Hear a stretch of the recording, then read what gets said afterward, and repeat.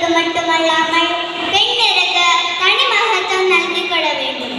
பெண் என்பவன் அன்பின் பிறப்பிடம், கருணையின் சிறப்பிடம், தாயின் இருப்பிடம். இத்தகைய சிறப்பு மிக பெண்மையை பற்றியும் உயர்ந்த எண்ணங்களை பற்றியும் கவிர் வைரமுத்து அவர்கள் மிக அழகான இனிய கவிதையை பற்றி கேட்பார்.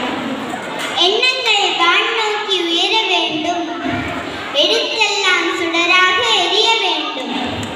பெண் என்றால் தாய் என்ற பார்க்க வேண்டும், பெரியோரை எரிகின்ற பெற்று வேண்டும். வண்ணங்கள் தெரியாத பார்வை வேண்டும், வயதுக்கு சரியான வாழ்க்கை வேண்டும்.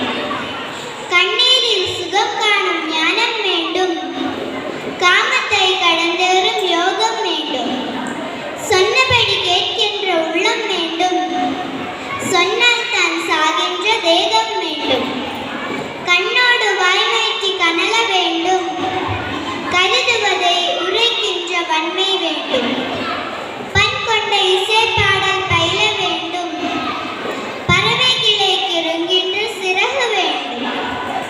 நன்மைகளை சுரண்டாத நட்பு வேண்டும், நாளைக்கு கலங்காத செல்வம் வேண்டும்.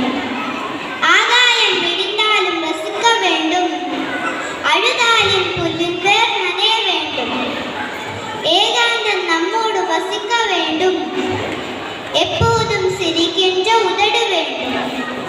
வேகாத்து உணவுண்ண பழக வேண்டும், வெறும் தரையில் படுத்தாலும் உறக்கம் வேண்டும்.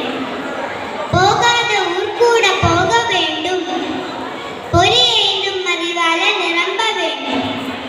மலரோடு ஆராய்ச்சி நடத்த வேண்டும், மழை பாடும் சங்கீதம் ருசிக்க வேண்டும்.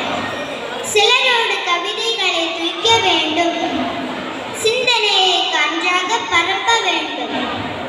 மலரோடு ஆராய்ச்சி நடத்த வேண்டும், மழை பாடும் சங்கீதம் ரசிக்க வேண்டும்.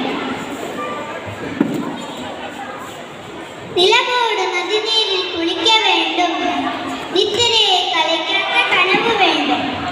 பலரோடும் ஒன்றாக பழக வேண்டும், பனித்துளிக்கில் உலகத்தை பார்க்க வேண்டும்.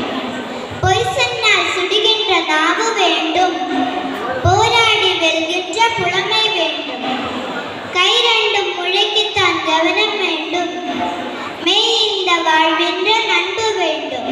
மேகம் போல் பொலிந்து விட்டு களைய வேண்டும். நன்றி.